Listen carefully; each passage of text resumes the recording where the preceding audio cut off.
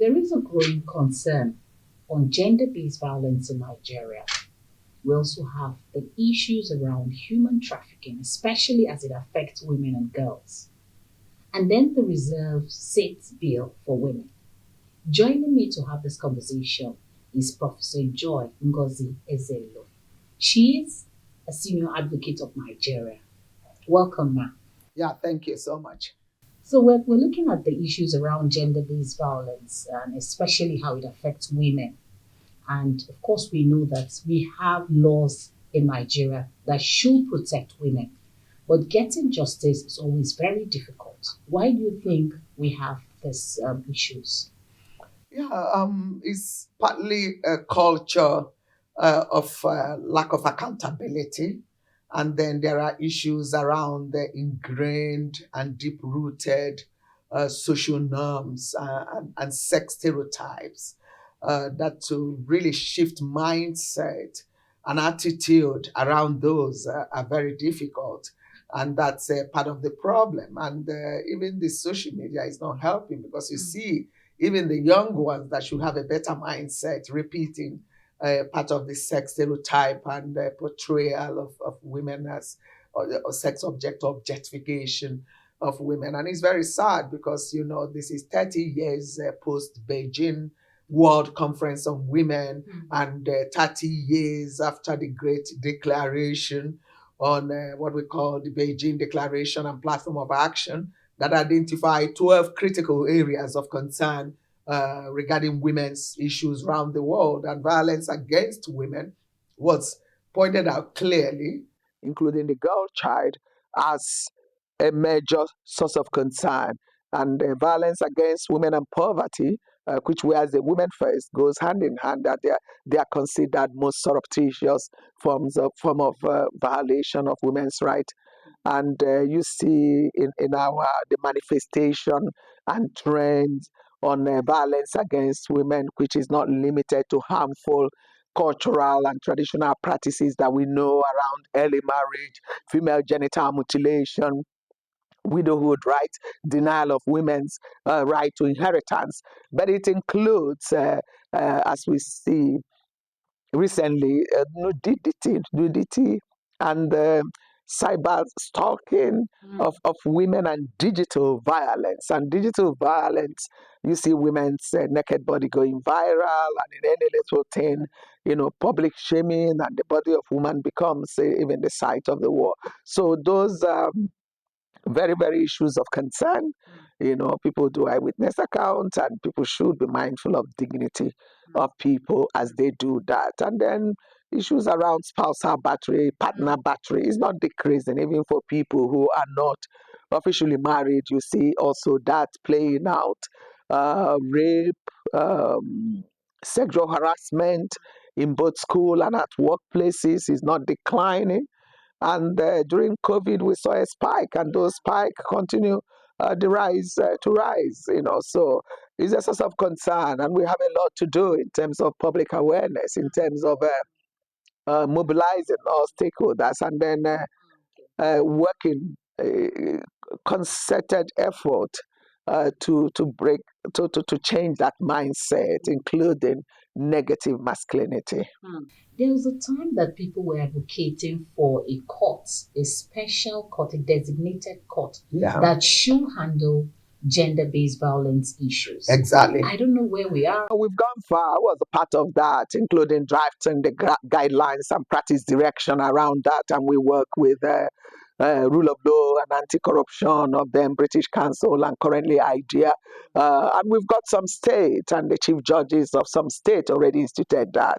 In Lagos State, they have a specialized court, and they are doing great work already, and with a number of cases, because it fast track cases and people get justice, and they don't have to do have this delay in the criminal justice system, that eventually the witnesses will be lost, and then the victim will lose interest, you know, coming all the time and testifying.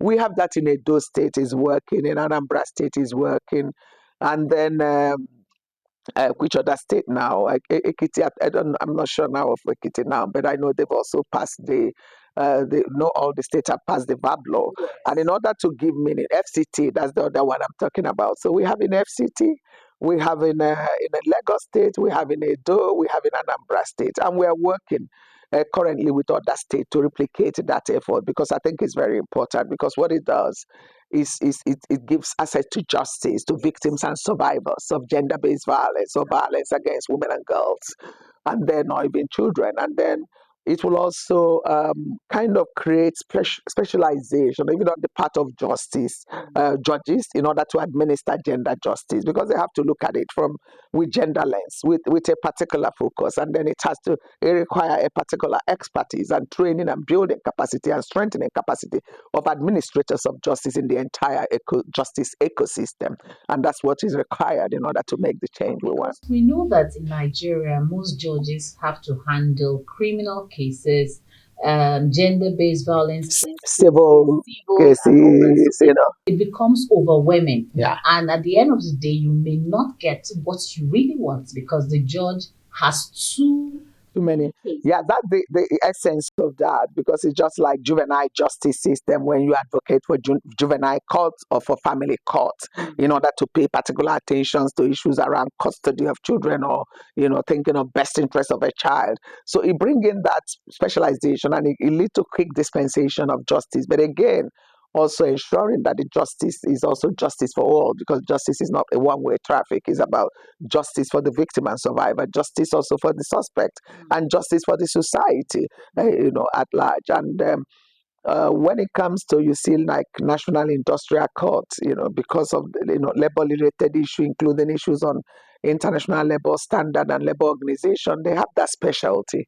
And every case is concerning employer, employee, the tripartite system goes there, and they've developed better jurisprudence. So definitely, if you have a specialized court, then the emerging jurisprudence will also be in line with international best practices, and that's what we're advocating for. I also remember that during COVID, the Lagos state government had a rehabilitation center for victims of gender-based violence, and it really went far to help women at least live where they are, so that they'll be able to find succor and then get justice. Yeah. But we don't know if that can be replicated across the state. There is a number of initiatives. What is the problem is government actually not putting money where their mouth is, or the economic will, because it may have political will to establish even a gender-based violence committee at state level, but is that funded, or do we have to wait for donor partners in order to fund those efforts? And again, government mustn't fund or run everything. We run shelter. For example, I think I built the first shelter in Nigeria for women, women and girls, and that was 1998 that I started this, and we have our own ultra-modern shelter facility. So it was my first building. So we have those safe spaces across Nigeria. But that's one in Enugu. You have others, and others being run by non-governmental organization. Project Alert is in Lagos. They are running one. And then government NAPTIP also have for trafficked persons, and ours just is a safe house that receive, women and girls that are victims of different forms of gender-based violence, especially when it's difficult at the peak of the time to have them there. So Lagos State is also a shining example, because they put their money in there, and those social services, that's what even the ministries of women affairs across the 36 states plus FCT should be doing. And I believe FCT too, they have an active secretary in that regard, and they fund as well. So they are doing great work in that regard. So I believe that every state government must have gender budget, Yes. because gender sensitive budgeting is very important, and that's what will just take into care. Even if it's government facilities that they have to assess, they will have to have a unit there that is provided with the resources, including the drugs they need in order, not when a woman is raped and then she turns up for hospital, even for forensic, they ask her for money. If for any lab test, they ask her for money. I mean, you can pay all of that. Is difficult then, for them to follow through. And there is an initiative which we are part of, which is called Sexual Assault Referral Center, SACS. And SACS now, we have over 39 across the country, and it provides a one-stop center that provides specialized services to women and children who are victims of especially sexual assaults. And it's been working since 2013. And then also Wakul, Mirabel, they run in Lagos State, and Wakul has the Tamasak that is also running in Enugu, and every state, and it has different models. Some partner directly with government, and then some are on their own as NGOs. And like I said, if you look at service providers, it is for government to even fund those service providers. I don't believe that government should be running some of these services, because when they come, it becomes like a normal civil servant work. They water it down, the confidentiality is down, the idea of protecting the privacy and the confidentiality of the victims and survivors also is messed up. So it has to be uh, non-profit organizations or faith-based organization with the skills, with the expertise, with the personnel, with the capacity that has, they've been trained and they can do that, and they can partner with government, and then government can also provide them budget in the government budget, because I'm aware also like Lagos State does that. It's not just their center; they also support some other organizations that are doing that. And for me, that's the best model, because even when I was the UN Special Rapporteur on trafficking globally, I always recommend that approach, that government can have a fund where people who are service providers that are non-governmental can bid and provide these services, is evidence-based, have a template for reporting, and that way you can gather data that is that can influence, data that can be used for budget, for advocacy, for change of law, and all of those. So it is important. It mustn't be the government, because you see, because of corruption is deep. Corruption is also very deep, apart from lack of skills. And once you put out a fund there and say that government will manage it, next they will form pocket NGOs. All of those civil servants will become the ones who will bid for that. So I don't really support, and I think government should hands off most of those services and then have it contracted to people they can monitor, and they can have as a regulatory body. Then they can set the standard and they make sure that no abuse takes place in those kind of facility. But when it's government facility and people are abused, then where do they go for remedy? Then it becomes very difficult. Now, let's look at the issue of funding. Of course, you have mentioned that funding is a very big challenge. And we also agree that government can't do all of this by itself. Government also needs support from civil societies and NGOs and all of that. And also, I want to ask you this question regarding women that are suffering from gender-based violence, especially those who are suffering that from their partners. What is the advice that you have for them? How can they, liberate themselves from this kind of treatment? I think break the silence. Let's break the culture of silence. I know it takes a lot, and they need a support, and sometimes the support is not there. Some women, even when they are victims of domestic violence, go to their family, and the family say, "Oh, even the mother, bear it. I suffered the same with your father. It will be over at some point, But I think that's what kind of exacerbate the culture of silence, and also the impunity that we see. I think we should be able to provide the succor, the necessary support for women to report, and then when they report, to make sure they can access services, referral services. If they need shelter, where can they get that? If they need medical assistance, where do they get that? If they need counseling, psychosocial support, and follow up, is very important. How do police respond? Like in this part of the world, can you call the police? Can you call a dedicated number, and police will turn into a house where a woman is being threatened? Once I was alerted on a woman threatening a suicide on Facebook, and that was how I tried to send police to go and rescue her. And this is not the kind of work they are used to. Unlike in other advanced countries, if you just press 99, once I mistakenly did that in the US, and before I know it, my hotel room, they were knocking, and it was police, and I'm like, oh, what happened? They say you press 999. Those days I was trying to try 9. That was in 2014. To dial out from my hotel. But you see, the response was quick. It was swift, and they could track it. I didn't speak to say this is where I am, but they find locations of every phone call. So how do we make that happen for women? Because sometime about a few weeks ago, I got one who was saying I locked myself up. my husband is chasing me with a knife, machete. So, and you see this type of thing. So where do they go for help? That's very, very crucial. So please, let's support them. Let's be a shoulder to lean as they try to go through the criminal justice system or go through form of assistance that will enable them escape the source of the violation. Nigerian women will just be hoping that very soon It will be we'll be over. able to get swift reactions or response from the police. That's what we tell them. Don't be Osinachi, for example. Break the culture of silence. So we need to keep hammering on this. And then please, for mothers, yes, we all wish that marriage could last. And we're all interested in the long-lasting relationships, But when life is threatened, it's no longer safe.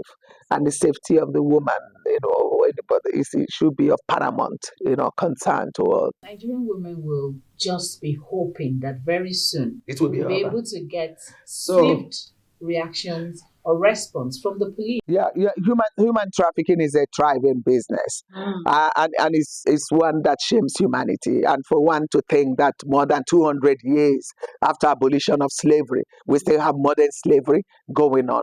And we need to make a distinction between migrant smuggling and trafficking. But sometimes it's blood, and the situation can move quickly from migrant smuggling or paying smugglers who ordinarily is an illegal agreement. You tell them you want to go to Italy, you want to go somewhere in Europe, and they say it will cost you this A amount. And then you pay the amount, and the person is supposed to get you to that place.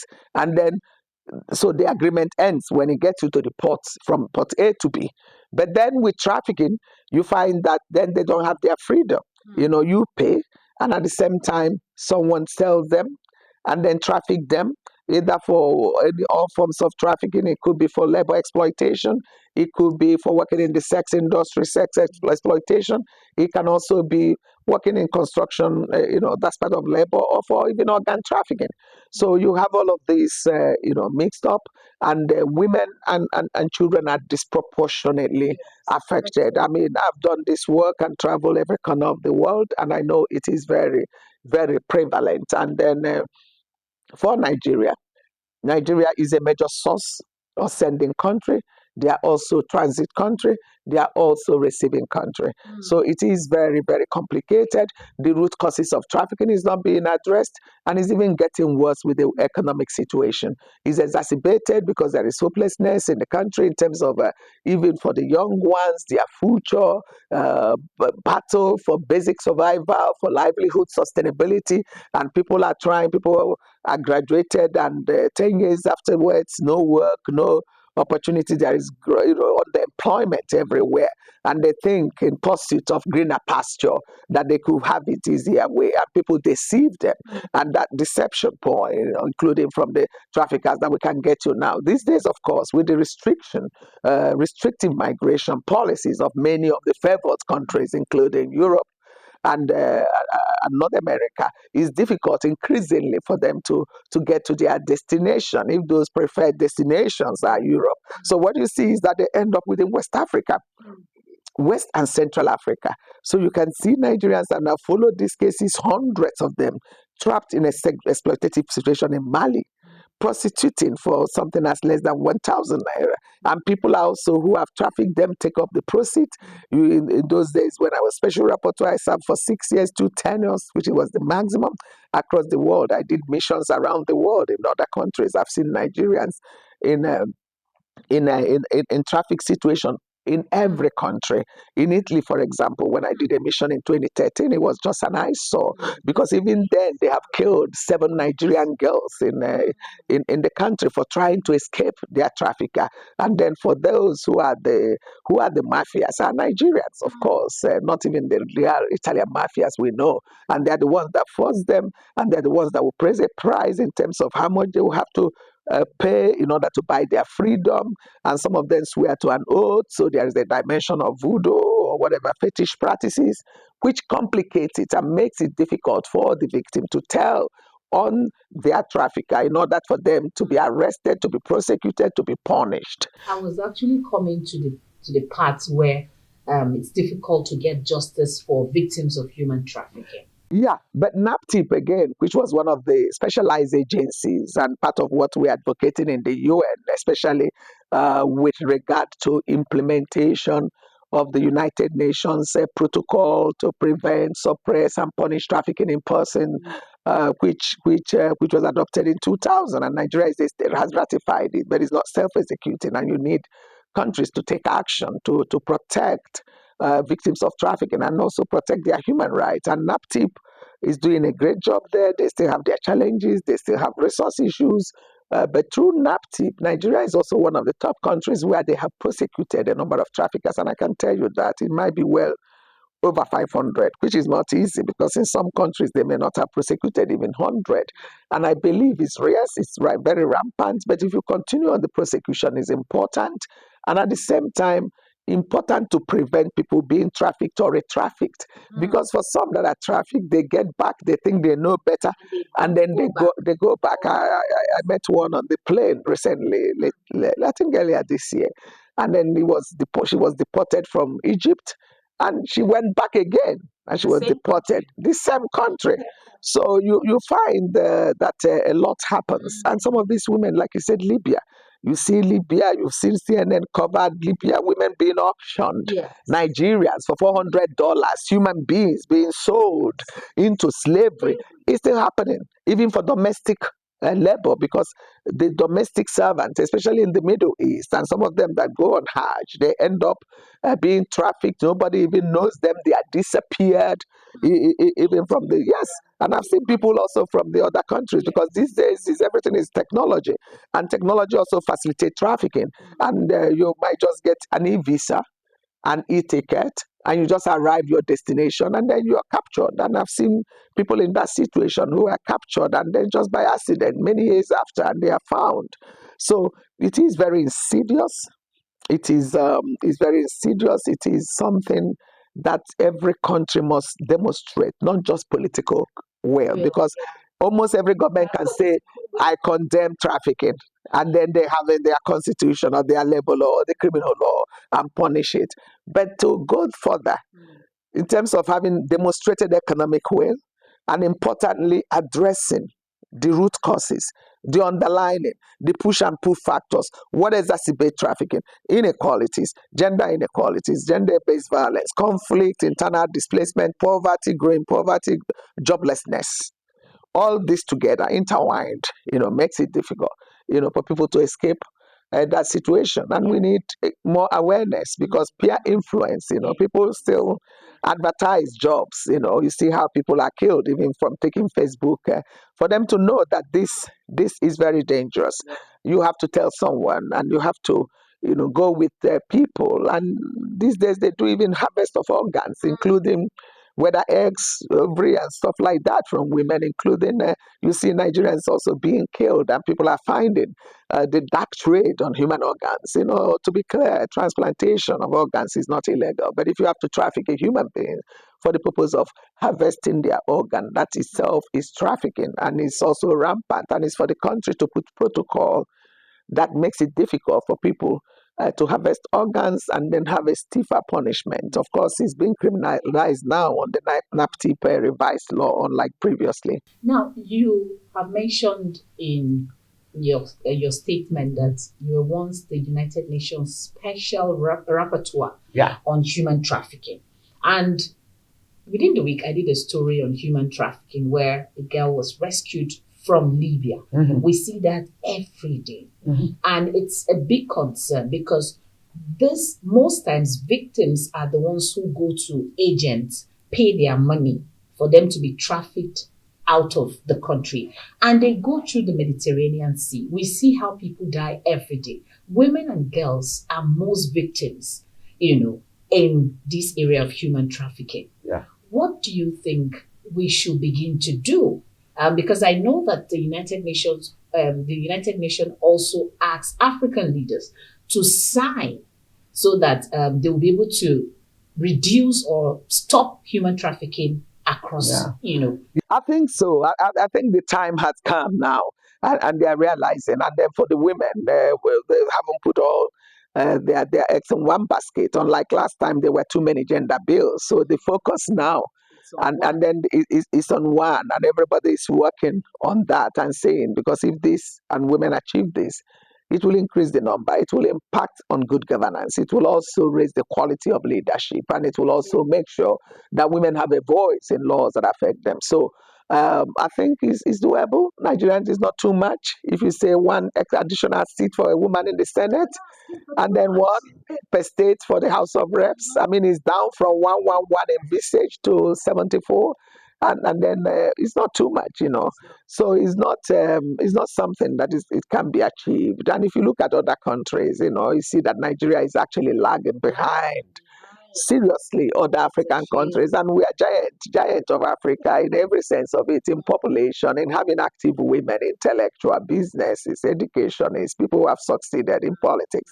So other countries, when you see them interact, like you see Tanzania, you see Namibia, you see South Africa, you see Rwanda. By the way, even in Rwanda, I was part of drafting their constitution in 2001 that got also that that in the constitution in terms of affirmative action, political affirmative action, that led to the number. And they are leading in Africa. And then, Burundi and other countries, even within West Africa, Senegal, Gambia, you see that Nigeria is indeed behind. And we shouldn't be. We should be leading. And the gender, for example, an indices is an indices for is a marker for development status of a country. And if you look at World Economic Forum and the assessment of women performance of Nigeria, you see Nigeria is getting 100 and something, 260, and behind whatever country that is assessed about 143. Nigeria is about the last 9, in Africa. So. And within the world, the only countries they surpass are countries at war, are countries where things are very unstable, and that's not where we're supposed to be.